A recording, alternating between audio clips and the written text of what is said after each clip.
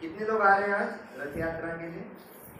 वाह, ऑलमोस्ट सभी लोग हैं, अच्छी बात है। तो उसी भाव में हमें भगवान को याद करना है, भगवान के उस रथ को खींचना है, और ये रथ खींचने के पीछे जो भी हमारी भावना है उसको ध्यान में रखते हुए उस रथ को खींचना है। जब कोई चीज हमें मालूम नहीं होती है तब अच्छी है, लेकिन जब हमें ये बातें मालूम होती है, मालूम होने के बाद जब हम उसको करते हैं, समझते हैं, तो उसका ज्यादा प्रभाव हमें मिलता है ना। जैसे मैंने कहा ये जगन्नाथ अष्टकम आप समझते नहीं है, फिर भी उसका परिणाम अच्छा होता है। लेकिन जब आप इस अभी जो मैं आपको बताने जा रहा हूँ उस कथा को सुनोगे कि भगवान उनके रथ की क्या महानता है, ये भगवान का रथ क्यों खींचा जाता है, जगन्नाथ बलदेव सुभद्रा माई का रथ क्यों खींचा जाता है, और करोड़ों करोड़ों लोग जगन्नाथपुरी क्यों जाते हैं, है ना। तो आज के इस कथा में अगर हमें रथ यात्रा के बारे में जानना है तो सबसे पहला रथ किसका था, किसने बनाया, और सबसे पहला रथ किसने खींचा, है ना। तो इसके लिए हमें 5000 साल पूर्व जाना पड़ेगा। कहाँ जाना है? 5000 साल पूर्व जाना है। तो उससे पहले ये रथ यात्रा किसने शुरुआत की? तो बात आती है यहाँ पर, जब वृंदावन में भगवान अलग अलग लीलाएं करते थे और भगवान ने केशी दैत्य को मार डाला। केशी दैत्य जो अश्व के रूप में आया हुआ था। तो भगवान को ये लीलाएं करते देख नारद मुनि आते और कहते हैं भगवान आपने बहुत असुरों को मारा, पूतना को मारा, शकटासुर को मारा, बाद में बकासुर को मारा, बाद में धेनुकासुर को मारा, अब बहुत हो गया, अब चलिए मथुरा जाकर आपको बहुत काम करना है, कंस को मारना है, उनके सभी साथियों को मार गिराना है ना। तो भगवान कहते हैं ठीक है आप आगे जाओ मैं आता हूँ। इतने में उनके सखा उनको पुकारते हैं, कान्हा। भगवान नारद मुनि ने जो भी कहा था भूल गए, चले गए वृंदावन उनके पीछे पीछे। तो भगवान वृंदावन वासियों से इतना प्रेम करते थे, नारद मुनि की बात को भी भूल गए। तो ऐसे करते करते बहुत दिन हो गए। तो एक दिन अग्रिर आ जाते हैं मथुरा से और उनको डांटते हैं, फटकारते हैं भगवान कृष्ण को। आपको कितनी बार बोला कि आप ये जो लीलाएं कर रहे हैं खत्म करो, बस हो गया, प्यार व्यार की जो बातें हैं ना अब बस करो, अब मथुरा आ जाओ, मथुरा वासी आपके राह देख रहे हैं, कंस को मारना है, बहुत बहुत हो गया आपने। आज ही हम श्रीमद् भागवत में चर्चा कर रहे थे कि कैसे मामा कंस जो है वह अपने भांजे को खिलौने भेजते थे, अलग अलग खिलौने। जैसे छोटे छोटे बच्चे अलग अलग हाथी के साथ, है ना, पंछी के साथ, शेर के साथ, उन खिलौनों के साथ खेलते हैं, खेलते खेलते उनको तोड़ते भी हैं। तो जब ये कंस मामा ऐसे खिलौनों को भेजते थे, वहां पे कृष्ण भी उनको मार गिराते थे और फिर से कंस के पास भेजते थे, ये तुम्हारा खिलौना अच्छा नहीं है, बेकार है खिलौना, है ना। ऐसे खिलौनों को क्या करते थे ये लोग, भगवान जो है भेजते थे। तो होता क्या है, कृष्ण एक बार जब ये तय करते हैं कि चलो अभी बहुत हो गया, अब हमें मथुरा जाना है, तो मथुरा जाना है ये बस वृंदावन वासियों को ये समझ में आ जाता है और कहते हैं कि हम जाएंगे अभी और जाकर तुरंत आएंगे। तो कृष्ण जब जाने वाले थे तब एक उनका ग्वाल जो है वो दौड़ता हुआ आता है, कहता है कृष्ण मैंने तुम्हारे लिए खीर बनाई है। कृष्ण कहते हैं मैं जाऊंगा और आने के बाद तुम्हारी खीर खाऊंगा, ठीक है। तो तुम आ जाओ तो साथ में बैठकर खीर खाएंगे। नहीं मुझे 2 दिन लग सकते हैं, ठीक है 2 दिन के बाद बैठकर खाएंगे। नहीं मुझे 10 दिन भी लग सकते हैं, वो कहते हैं 10 दिन के बाद भी हम खाएंगे। आइए आप। तो अभी भी वृंदावन में 5000 साल के बाद भी वहां पे वो ग्वाल है, वो उनका इंतजार कर रहा है। उनका नाम है, क्या नाम है? लौटा बाबा। लौटा बाबा मतलब ये जो एक ग्वाल है वो अभी भी इंतजार में है भगवान कृष्ण के, और बोलते हैं सबको अभी कृष्ण लौटेंगे, अभी कृष्ण लौटेंगे, अभी कृष्ण लौटेंगे। अब तक कृष्ण लौट के नहीं आए, अभी भी वो खीर लेके भगवान के इंतजार में बैठे हुए हैं।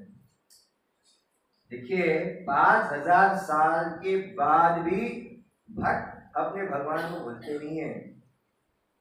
तो हमारा यही होना चाहिए कि हम किसी भी परिस्थिति में हो भगवान को भूलना नहीं चाहिए। तो होता क्या है, भगवान चले जाते हैं अक्रूर जी के साथ मथुरा, और मथुरा जाने के बाद वो कंस को मार देते हैं। मैं फास्ट फॉरवर्ड कर रहा हूं। कंस मर गया है ना, कितना फास्ट हम मार सकते हैं, है ना। तो मूवी से भी हम फास्ट हैं, है ना। तो मैंने बोला कंस मर गया, कंस को मार दिया, कंस खत्म, द एंड। तो अब क्योंकि हमें रथ यात्रा के पास आना है, तो कंस को मारने के बाद वो तय करते हैं अभी चलो अब मामा को भी मार दिया तो हम कहाँ जाएंगे, वृंदावन जाएंगे। तब तो उसको पता चलता है कि कंस जो है वो दामाद है जरासंध का। उसको लगा कि ये जल्दी खत्म होगा, लेकिन इतना खत्म होने वाला नहीं है ये। तो जरासंध को जब पता चलता है कि इसका शत्रु कृष्ण है और उनके दामाद को कृष्ण ने मारा है, और उनकी जो बेटियां हैं उनका नाम है प्राप्ति और आस्ती। ये दोनों जो उनकी बेटियां हैं, उन बेटियों के जो सुहाग है उस सुहाग को कृष्ण ने मार डाला, तो उसका बदला लेना है। तो अगर मैं वृंदावन गया तो जरासंध मेरे पीछे पीछे आएगा और इन सीधे साधे निष्पाप वृंदावन वासियों को सताएगा। इसलिए फिर से वो क्या करते हैं, मथुरा में रह जाते हैं। कृष्ण जैसे जैसे बड़े होते हैं वैसे वैसे नंद महाराज उनको मिलने के लिए आते हैं। नंद महाराज कहते हैं कि आप कृष्ण जल्दी आ जाओ, अभी सभी आपके इंतजार में। तो कृष्ण कहते हैं बाबा आप आगे जाओ मैं आता हूं, लेकिन जाते ही नहीं, है ना।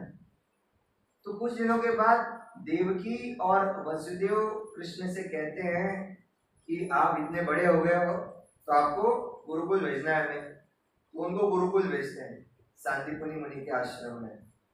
तो इतने में कुछ ब्रजवासी जो है वो तय करते हैं कि अभी तो जाएंगे हम मथुरा और कृष्ण को देखकर आएंगे। तो वहां से संदेश आता है कृष्ण मथुरा में नहीं है। कृष्ण कहाँ है, कृष्ण कहाँ है, सांदीपनि मुनि के आश्रम में है, और सांदीपनि मुनि का आश्रम वहां से दूर है, उज्जैन में है। तो उज्जैन तो जा नहीं सकते। तो कृष्ण या आश्रम में जाने से पहले नंद बाबा को क्या करते हैं, जितने भी उनके उपहार हैं, मतलब मोर पंख है, उनकी मुरली है, उनके पीताम्बर है, वक्षस्थल के जो वैजयंती माला है, उसको वो एक कपड़े में बांध देते हैं और कहते हैं आप उसको लेके जाओ और सारे वृंदावन वासियों को दे देना, मेरी याद बोली। तो नंद जब वृंदावन आते हैं तो सारे गोपियां जो हैं राह ताके हुए हैं कि कृष्ण आएंगे, कृष्ण आएंगे, कृष्ण आएंगे। देखिए कृष्ण के लिए इतना पागल होना तो बनता है। सुबह से लेके शाम तक, रात तक ये केवल कृष्ण कृष्ण कृष्ण कृष्ण के बारे में सोच रहे हैं, और उनके जहन में कुछ उतरता ही नहीं है। कुछ लोगों ने तो खाना ही बंद कर दिया, पानी पीना भी बंद कर दिया। तो कृष्ण के इंतजार में बैठे हैं। कुछ लोग टहनियों पर बैठे हैं, वो दूर से देख रहे हैं मथुरा के आने वाले रास्ते से रथ आ रहा है, नंद बाबा का रथ आ रहा है, इसका मतलब कृष्ण आ रहे हैं।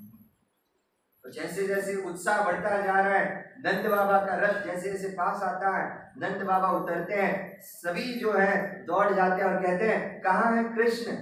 यशोदा कहती हैं अरे कृष्ण जो है ना वो बंदर की तरह है, वो थोड़ी ना रथ पर आएगा, कहीं बीच में तो झाड़ पर चढ़ के इंतजार देखता रहेगा। नंद बाबा की आंखें जो है डबडबाई, कहने लगे कृष्ण नहीं आया। ऐसे कैसे कृष्ण नहीं आया? क्या उसको हमारी याद नहीं आती है क्या? हम इतने सालों से उसके इंतजार में रुके हैं कि वो आएगा और वो आया ही नहीं।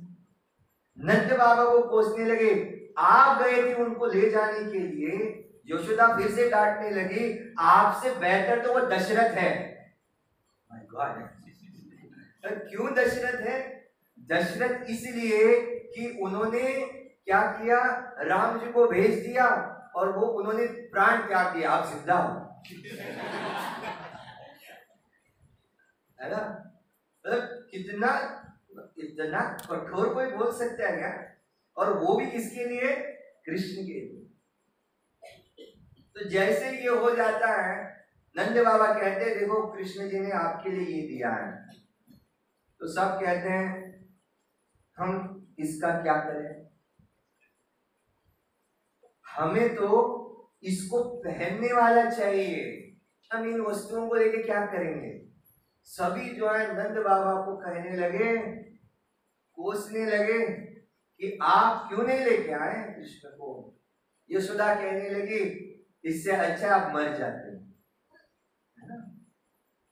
तो नंद कहते हैं मैं भी दशरथ की तरह ही हूं। आपको क्या लगता है दशरथ को क्या होता है? उन्होंने एक बार भगवान राम को छोड़ दिया, उन्होंने प्राण त्याग दिया। मैं उनके इंतजार में पल पल मर रहा हूं कि कृष्ण अब आएंगे, कृष्ण अब आएंगे, कृष्ण अब आएंगे। और यहाँ पर उनको पता चला कि मैं मर गया तो कृष्ण को बहुत बुरा लगेगा, इसलिए मैं जिंदा हूं। कृष्ण इस प्रकार से सबके जहन में उतरे हुए हैं कि वो कहते हैं कि मैं कृष्ण के बिना जी ही नहीं सकता, हमारी सांसें ही कृष्ण है। कृष्ण इतने महान है, अपने गोप गोपियों के लिए कुछ भी किसी भी हद तक जाने के लिए वो तैयार रहते हैं। कुछ देर बाद एक प्रकार से इस प्रकार हो जाता है कि देवकी और कृष्ण जब कृष्ण को देवकी और वसुदेव कृष्ण को जब सांदीपनि मुनि के आश्रम भेजते हैं, ये पता चलता है गोकुल वासियों को, वृंदावन वासियों को, तो उनको भी बहुत बुरा लगता है कि कृष्ण अब आएंगे ही नहीं है। अब होता क्या है, जैसे जैसे दिन बढ़ते जाते हैं पता चलने लगता है कि कृष्ण अभी वापस आएंगे ही नहीं। तो गोपियां जो है जोर जोर से रो रही हैं, यमुना के तट पर बैठी हैं, कुछ टहनियों पर रखे हैं और मथुरा से आने वाला जो रास्ता है उसी के ऊपर आके गड़ाए हुए हैं कि अब कृष्ण आएगा, अब कृष्ण आएगा। और आकर नीचे उतरते हैं और कहते हैं माँ कृष्ण आज भी नहीं आया। तो माँ कहती है चिंता मत करो, कृष्ण कल आएंगे। अगले दिन फिर से जाके वो बैठते हैं वहां पे, फिर से वही स्थिति, फिर से वही स्थिति। तो एक दिन होता क्या है, वृंदा देवी जो है वो तय करती है कि बहुत हो गया, ये कृष्ण नौटंकी है, क्या करने वाला है, हमारी बातों को सुनने वाला नहीं है। तो राधा रानी जो है वो कहती है ललिता और विशाखा से मैं विष प्राशन करूंगी और अपनी जान दे दूंगी अभी। तो ललिता और विशाखा कहती है तुम कितना भी विष प्राशन करो मरोगे ही नहीं। तो ऐसे कैसे? अरे तुमने कृष्ण का नाम का अमृत इतना पी लिया है, तुमने उसकी जो बांसुरी है उसका नाम है, अपने हृदय पर इतना कोर के रखा है कि ज्यादा डोज हो गया, ओवरडोज ऑफ अमृत, तो वहां पे आपके विष का कोई परिणाम होने वाला नहीं है। तो वो कहते हैं मैं खुद से अपने प्राणों को त्याग दूंगी। अच्छा, तो फिर क्या करो, ये जो वृक्ष है ना, ताम्र वृक्ष, वो भी काला है और कृष्ण भी काले हैं। तो इस कृष्ण के नाम में जब हम याद करेंगे ना, तो भले कृष्ण ना आए, अगर हम मर जाएं तो हमें इस ताल वृक्ष पर क्या करो, बांध के रख देना, और कृष्ण जब आएंगे तो उनको बता देना तुम्हारे इंतजार में ये राधा, उन्होंने अपना प्राण त्याग दिया। अच्छा राधा, अगर तुमने प्राण त्याग दिया तो ऊपर कौवा बैठा है, वो तुम्हें छोड़ेगा नहीं, नोच नोच के खाएगा। अच्छा, तुम कौवे को बता दो आंखों को छोड़ के ना सब कुछ खा जाए, क्योंकि न मालूम कृष्ण जब आएंगे तब मेरी आंखें तो होनी चाहिए उनको देखने के लिए, मतलब मरने के बाद भी कृष्ण को देखने के लिए आंखें तरसती हैं। इतनी सारी बातें सुनकर वृंदा देवी कहती आप बस करो राधे, कितना ही मरने की बात कर रही हो, मैं जाती हूँ मथुरा और भगवान कृष्ण के ऐसे कान को पकड़ के खींच के लेके आती हूँ। वो चली जाती हैं, और जाती कैसी है, अपना सुंदर ऐसा रूप धारण करते हुए जाती है। तो गांव की छोरी है, शहर जा रही है, तो जब गांव की छोरी शहर जाती है तो उनकी चाल चलन में अंतर आता है। तो शहरों की जो लड़कियां होती हैं वो हाईली सोफिस्टिकेटेड रहती हैं, तो जब उनको आने के लिए जरा दीजिएगा चेयर चाहिए।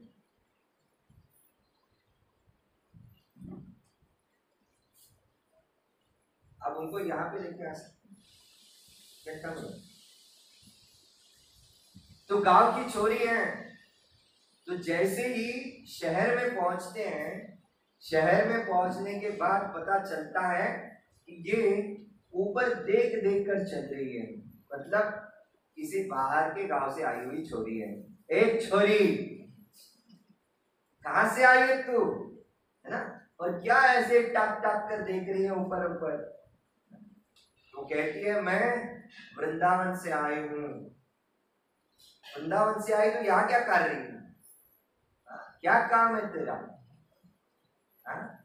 तो कहती है मुझे कृष्ण से मिलना है। धत तेरे, कृष्ण कौन है तेरा? बोल, राजाधिराज कृष्ण। राजाधिराज कृष्ण तेरे होंगे, मेरे नहीं, है ना। तो तुझे कृष्ण के बारे में कुछ मालूम है तो बता दे, मैं तुम्हें चली।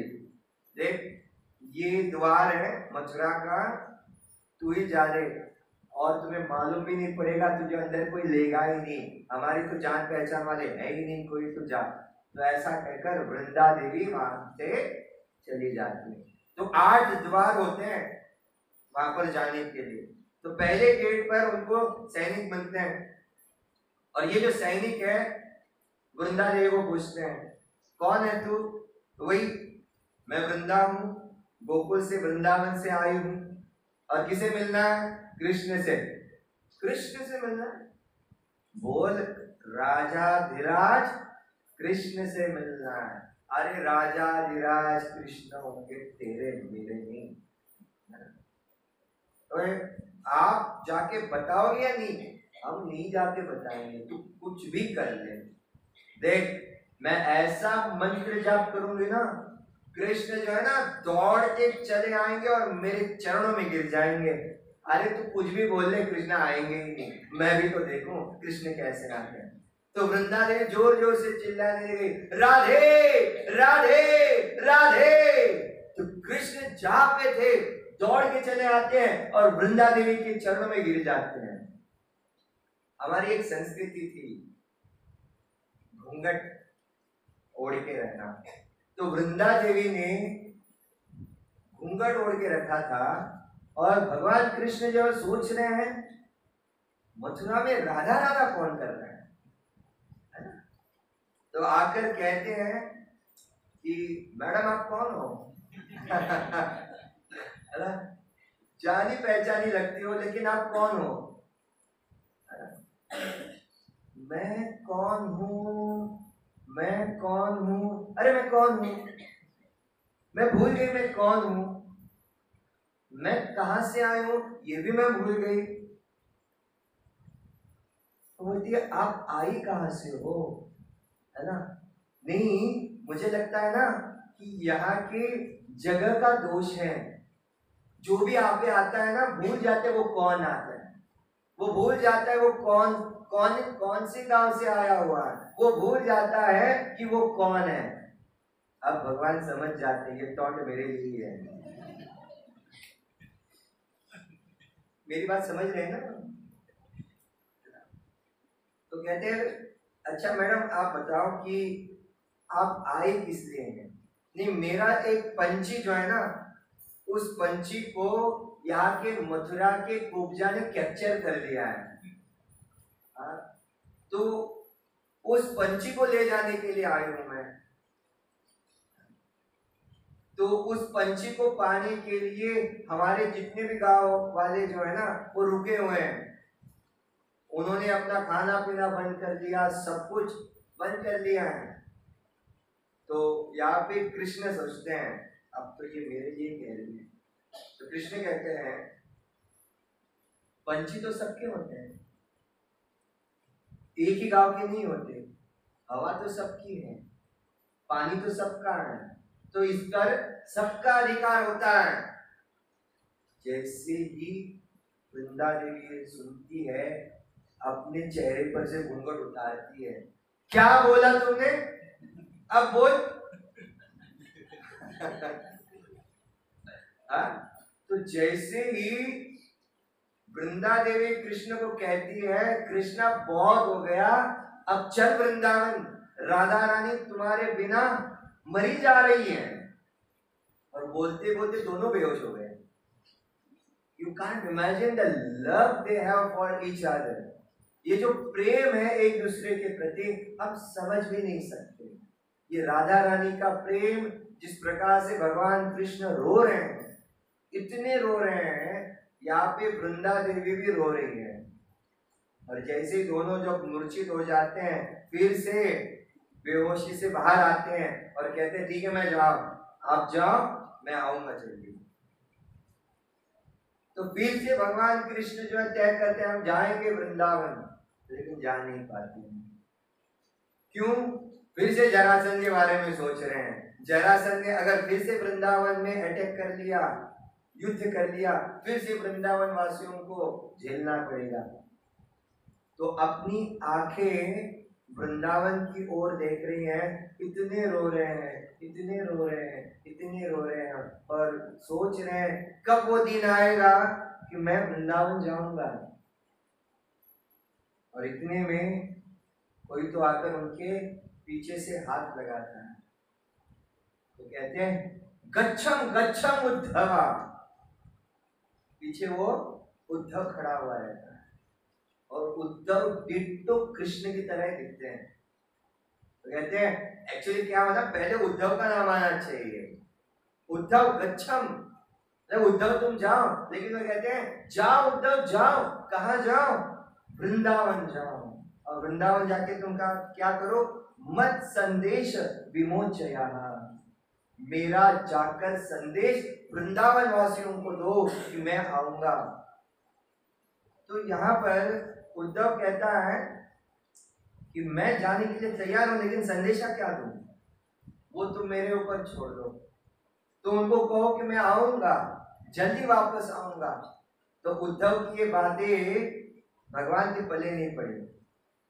तो वो जाते हैं और जाकर वृंदावन में देखते हैं कि सारी गोपियां जो है ना वो कृष्ण के बारे में ही चर्चा कर रही है, कृष्ण के बारे में ही सुन रही है। उद्धव आकर उनसे पूछता है अरे आप कृष्ण के बारे में इतना क्यों सोच रही हैं? कृष्ण मथुरा में आराम से जी रहा है, उसको जीने दो। आपको परमात्मा के ऊपर ध्यान देना है। मतलब कौन सा परमात्मा ले रहे हैं? उद्धव से पूछ रहा है कौन सा परमात्मा ले रहा है तू, है ना? हम कृष्ण के बिना जी भी नहीं सकते, हम कृष्ण के बिना सोच भी नहीं सकते और कोई परमात्मा हमारे जीवन में आ जाए। तो कृष्ण के बारे में ये गोपियां इतनी सहमी हुई थी, इतने कृष्ण के रसपान में डूबी हुई थी, उनको कृष्ण के बिना और कुछ दिखता ही नहीं। तो यहाँ पे उद्धव को ये पता चला कि मैं आया तो था इनका ध्यान भटकाने के लिए, लेकिन यहाँ पर आकर मुझे पता चला कि मुझसे भी ज्यादा कोई है जो श्रेष्ठ है भक्ति में, वो है गोपियां, जो कृष्ण के बिना जी ही नहीं सकती। कृष्ण के लिए वो हमेशा से उनके तन मन धन में समाये हुए हैं। इतने में नंद महाराज कहते हैं कि तुम कृष्ण के बारे में, कृष्ण का संदेश लेके आए हो ना, आ जाओ। उद्धव यशोदा के पास चले जाते हैं। नंद महाराज देखते हैं और बताते हैं यशोदा को, देखो कृष्ण का संदेश लेके आया है। यशोदा कहती है अभी अभी कान्हा को सुलाया है। इतना वो मस्ती कर रहा था, अभी अभी सुनाया है। शांत रहो, ज्यादा चिल्लाओ मत। तो यहाँ पे यशोदा को नंद महाराज कहते हैं कृष्ण मथुरा में, मथुरा से संदेश लेके उद्धव आया हुआ है। अच्छा क्या क्या क्या बोल रहे हैं उद्धव? उद्धव क्या क्या कहा कृष्ण ने? अब यहाँ पे यशोदा माई सोच रही है कि हम देखते हैं कि भगवान बचपन से मेरे लिए रो रहे थे और वो वहां से दौड़कर मेरे पास आते थे। अब मैं उसके लिए रो रही हूं तो वो संदेशा भेज रहा है, खुद आने के बजाय क्या कर रहा है? संदेशा भेज रहा है। तो इससे अच्छा है मैं अपने प्राण को त्याग दूं।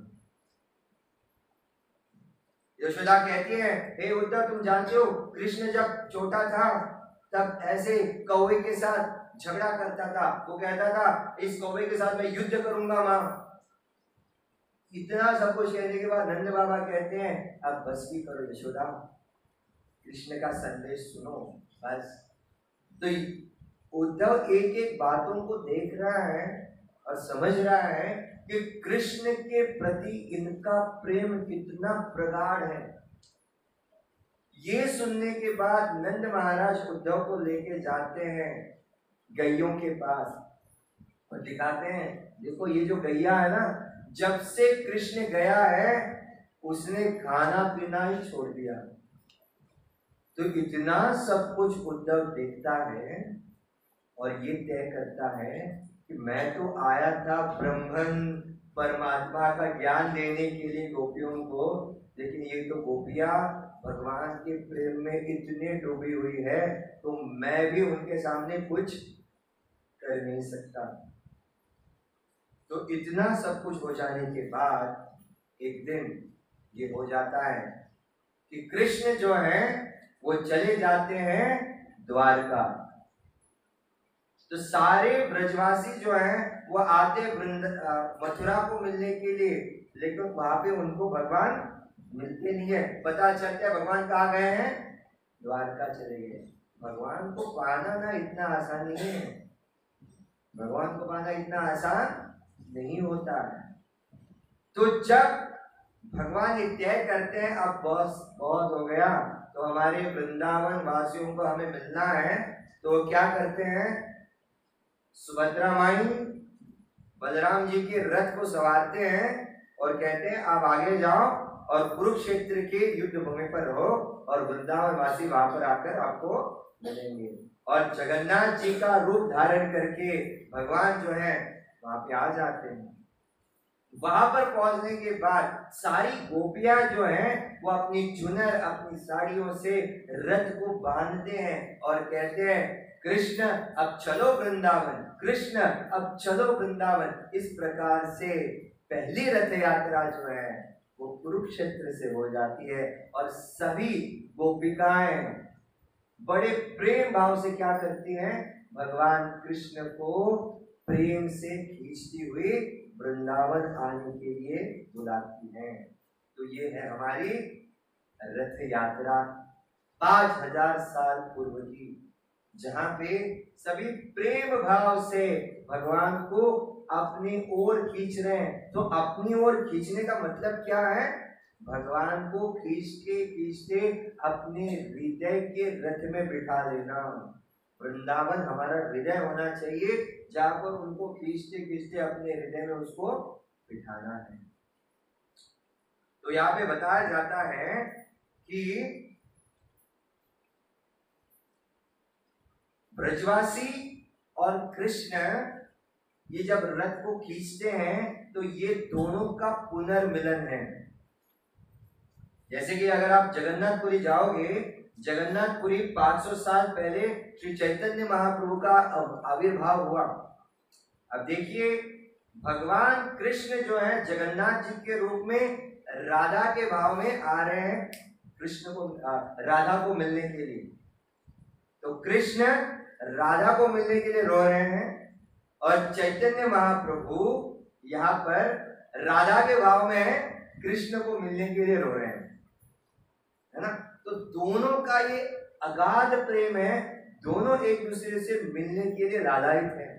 तो इस प्रकार से चैतन्य महाप्रभु सबको लेकर भगवान जगन्नाथ जी के पास चले जाते हैं और उनको रथ को खींचते हुए लेके आते हैं और कहते हैं, जय जगन्नाथ, जय बलदेव, जय सुभद्रा। तो एक अलग ही यहाँ पे प्रवचन में बताया जाता है परम पूज्य गौर गोविंद स्वामी महाराज कि एक दिन भगवान जो है द्वारका में थे और गोपी गोपी गोपी कहकर पुकारते हैं और अपने बिस्तर से नीचे गिर जाते हैं। और जैसे ही नीचे गिर जाते हैं तो बेहोश हो जाते हैं और बेहोश होने के बाद नारद मुनि कहते हैं, मैं अपनी वीणा से ना राधा रानी का नाम लूंगा। तो बलराम जी बोलते हैं, ये गोपी गोपी कहकर इतना बेहोश हो गया, राधा का नाम लेके वो तुरंत वृंदावन जाएगा तो क्या करोगे, तो तुम कुछ करो मत। तो यहाँ पे बलराम जी कहते हैं, हमें भी कुछ करना पड़ेगा, है ना। तो यहाँ पर बलराम जी क्या करते हैं, अपने रथ पर सवार होते हैं और सुभद्रा को कहते हैं हम आगे जाते हैं पहले। तो उससे पहले उद्धव को कहते हैं आप जाओ और संदेशा लेके आ जाओ। क्या संदेशा लेके आ जाओ, कि कृष्ण वृंदावन वापस आ रहा है। तो उद्धव कहता है, मैं एक बार गया था, मैंने सब कुछ देख लिया, मैंने वादा भी किया था, अब मैं नहीं जाऊंगा। बलराम जी को कहते हैं आप जाओ। वो कहते हैं मैं गया था कुरुक्षेत्र के समय पे, वृंदावन जाते जाते आया, यशोदा माँ को देखा, नंद बाबा को देखा, दुख में है, उनको कहा मैं कृष्ण को लेके आ रहा हूँ, मैं झूठा हूँ। उद्धव कहता है मैं झूठा हूँ, बलराम जी कहते हैं मैं झूठा हूँ, अब जाएगा तो कौन जाएगा। तो सुभद्रा कहती है ठीक है मैं जाती हूँ। तो बलराम जी कहते हैं तुम अकेले कैसे जाओगी, चलो मैं आता हूँ तुम्हारे साथ। हाँ, तो इस प्रकार से सुभद्रा और बलराम इनका रथ पहले आता है और उसके बाद जो है जगन्नाथ जी का रथ आता है। तो यह है हमारी रथ यात्रा की कहानियां। तो जिस प्रकार से हम जानते हैं कि भगवान जब गोपी गोपी उठकर चले जाते हैं उस भाव में, तो रथ तैयार होता है, उनका जो सारथी होता है दारू, उसको क्या है, जैसे भगवान उड़ गए ना तो उनको लेके वृंदावन लेके आ जाओ।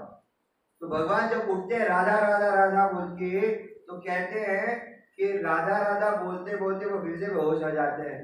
उनको उठा के रथ तक लाने के लिए भी नहीं होता, कैसे कैसे तो उनको ऐसे उठा उठा के रथ के पास लेके जाते हैं। अगर आप जगन्नाथपुरी जाओगे, भगवान को भी ऐसे लेके जाते हैं। तो बाहर के पांडा को पूछा जाता है आप इतने हिलाते क्यों हो भगवान को ऐसे ऐसे।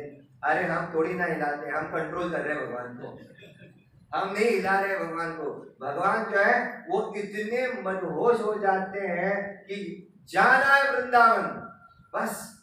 तो कैसे ना कैसे उनको हम कंट्रोल करते हैं, वो हिलते हैं इतने, है ना, हम नहीं उनको ऐसे ऐसे हिलाकर वहां पे लेके आते हैं, है ना। तो उसी प्रकार से हम देखते हैं कि जगन्नाथपुरी जो है वो मिक्स प्रकार का अलग अलग भाव है। जैसे द्वारका जो है वो ऐश्वर्य धाम है। ऐश्वर्य मतलब वहां पे पूरा का पूरा ऐश्वर्य है, भगवान किसके हैं, इसमें है ऐश्वर्य रूप में। वहां पे बताया जाता है मायापुर में, मायापुर औदार्य धाम है। औदार्य का मतलब होता है बड़े उदार दिल वाले, किसी को भी भगवान स्वीकार करते हैं। वहां पे आपने जो भी अगर अपराध किया है तो भगवान उसको क्षमा करते हैं, इसलिए जाकर अपराध मत करते हैं, है ना। तो भगवान क्षमा करते हैं, इसका मतलब है चलो प्रभु जी ने बताया मायापुर के जाके औदार्य धाम है, चैतन्य महाप्रभु माफ करते हैं, तो वहां पे जाके अपराध कर रहे हो तो भी माफ करेंगे। तो जानबूझ के, अब आपको अगर मालूम नहीं था ना तो अच्छी बात थी, अब लेक्चर में बताया है ना, तो लेक्चर में बताया तो याद तो रहेगा, भूल गया तो प्रॉब्लम है, तो आप कह भी नहीं सकते भगवान मैं भूल गया, लेकिन मन में है। आज के दिन रथ यात्रा के दिन सुबह रथ यात्रा का लेक्चर हुआ था और उस दिन प्रभु जी ने बताया था कि अपराध मत करो, है ना। तो इस प्रकार से ये औदार्य धाम है। वृंदावन जो है वो माधुर्य धाम है, बहुत परमोच्च धाम है। वृंदावन में जाने के लिए कोई भी ऐसे ही नहीं जा सकते, वृंदावन में कोई भी ऐसा ही नहीं जा सकता अगर वो 4 नियमों का पालन नहीं करे, अगर उसके मन में जरा सी भी इच्छा है, अगर वो चाय कॉफी ऑनियन गार्लिक ये अगर खाकर वृंदावन जाना चाहता है तो आपको उसके परिणामों को भुगतने के लिए तैयार रहना पड़ेगा। ये बहुत खतरा होता है, इसलिए नए जो भक्त होते हैं उनको कहा जाना है पहले मायापुर धाम में, क्योंकि भगवान आपको माफ करते हैं। वृंदावन में जाओगे तो उसके जितने भी आपको धाम के अपराध हैं उससे आपको भुगतना पड़ेगा। तो इसीलिए अगर आपको उस स्टैंडर्ड तक पहुंचना है तो आपको क्या करना पड़ेगा, उस स्टैंडर्ड तक पहुंचने के लिए कोशिश करनी पड़ेगी, है ना। ये मैं क्यों बता रहा हूँ, लेक्चर के बाद और एक अनाउंसमेंट होगी आपको, उसके लिए बता रहा हूं मैं। तो श्रीला प्रभुपाद जो है 1967 में 9 जुलाई 1967 में उन्होंने पहली रथ यात्रा शुरुआत की। वो भी कैसे, तो एक समय सैन फ्रांसिस्को में मालती माता जी जो श्रीला प्रभुपाद की शिष्या थी, तो उन्होंने क्या किया, वो गई कॉस्ट प्लस में, कॉस्ट प्लस एक शॉप है, वहां पे टॉयज मिलते हैं, वहां पे उन्होंने देखा कि एक ऐसा टॉय है जहां पे पीछे लिखा हुआ था मेड इन इंडिया, है ना। हमारा उल्टा है, हम made in America, made in अलग, मेड इन इटली, ऐसी चीजों को देखकर ज्यादा खुश हो जाते हैं। मेड इन इंडिया जो है हमारे भारत में इतना आनंद नहीं आता, लेकिन सैन फ्रांसिस्को में जब उन्होंने देखा ये मेड इन इंडिया है और हमारे स्वामी जी भी मेड इन इंडिया है, भारत की है, तो वो लेके आए उस टॉय को और अपने शेल्फ में रख दिया। तो प्रभुपाद जी जब आए उन्होंने देखा अरे ये कौन है, अरे ये तो हमारे जगन्नाथ जी हैं, किसने लाया इसको, मालती माता जी ने लाया, उसको बुलाओ चल जी। तो मालती माता जी को बुलाया तो उसको पूछा ये कहाँ से लाया, यही पास में एक टॉय शॉप है वहां पे है। तो उसके साथ और दो लोग थे क्या, छोटे छोटे छोटे छोटे, हाँ एक पीला और एक सफेद, हाँ पीला और सफेद, हाँ था, जाओ जल्दी और लेके आ जाओ। तो गई और वहां पे पीला और सफेद कौन है, पीला है सुभद्रा माई, सफेद है बलराम जी और ये काले हैं हमारे जगन्नाथ जी। तो इन तीनों को मिला के कहा कि ये है हमारे Jagannath, Lord of the universe, है ना। तो तब जाके उनको पता चला कि ये गुड़िया नहीं है, ये जगन्नाथ जी हैं, इनकी हमें सेवा करनी चाहिए, शेल्फ में रख के नहीं, ऑल्टर में रख के। तो प्रभुपाद जी ने क्या किया, तो उनको ऑल्टर में रखा। खैर वहां पे तो आरती सिस्टम भी नहीं थी, दिया भी नहीं था, तो उनको बोला गया आप क्या करो, अब इनको आरती दिखाओ। अब आरती मतलब क्या, कैंडल लेके आओ। वो कैंडल लेके आए और उनको कहा घुमाओ, अभी तो घुमाया, एक ने घुमाया, तो उसके बाद दूसरे ने घुमाया, तीसरे ने घुमाया। अभी इनको स्टैंडर्ड नहीं सिखाना है, अभी खाली इनको भक्ति क्या है वो खाली अनुभव करनी है। अब जैसे भक्ति में आते हैं ना, रूल्स एंड रेगुलेशन को ज्यादा ध्यान में रखते हैं। Krishna is not bothered about rules and regulation, Krishna is bothered about how you follow that rules and regulation. More than that कि आप उन रूल्स एंड रेगुलेशन फॉलो करने के लिए आप कितने सीरियस हो। तो भगवान आपकी सीरियसनेस को ज्यादा देखते हैं। एक एक बार रूल्स एंड रेगुलेशन आप कम नीचे हो सकते हैं, भगवान उसको माफ करते हैं, इसलिए उनका नाम है जगन्नाथ। जगन्नाथ की आगे बहुत बड़ी होती है। और जो वरदराज जी होते हैं ना साउथ इंडिया में, वो आके बंद पे होते हैं। आपने इतना सा भी किया कुछ, तो जगन्नाथ बड़ी आंखें करके देखते हैं और देखते देख मेरे भक्त ने क्या किया है। और आपके हाथों से अगर कुछ गलती होती है तो जो वरदराज जी जो है वो आंखें बंद करते हैं, देखो मैंने देखा भी नहीं। इसका मतलब ये नहीं है कि अपराध करोगे तो भगवान आंखें बंद करेंगे, कुछ भी करोगे ना तो अच्छी बात है, तो भगवान आंखें बड़ी बड़ी करके देखते हैं। तो यहाँ पर सेंट फ्रांसिस्को में एक बार क्या होता है, उस जगन्नाथ जी को श्याम सुंदर और उनके जितने भी लोग थे उनको घूमने लेके जाते हैं। और प्रभुपाद देखते ऑल्टर में जगन्नाथ कहाँ है, और आकर पूछा जगन्नाथ कहाँ है। नहीं प्रभुपाद, हम मॉर्निंग वॉक के लिए गए थे, जगन्नाथ जी को भी हमने बहुत दिन वो अंदर ही रहे ना।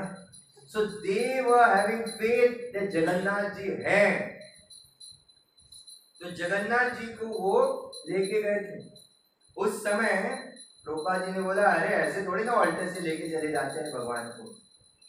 तो ये प्रभुपाद जी ने सोचा कि ये भगवान की ही कोई इच्छा होगी, लीला होगी, ऐसे ही किसी के हृदय में नहीं आएगा कि मुझे बाहर जाना है जगन्नाथ जी को।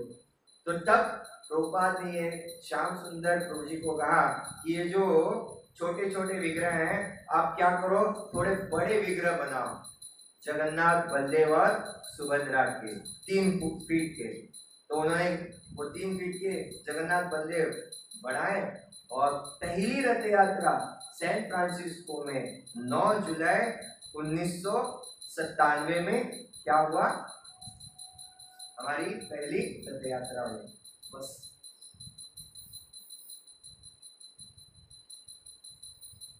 तो इसी के साथ, इसी मूड के साथ हमें क्या करना है, आज की रथ यात्रा में सहभागी होना है।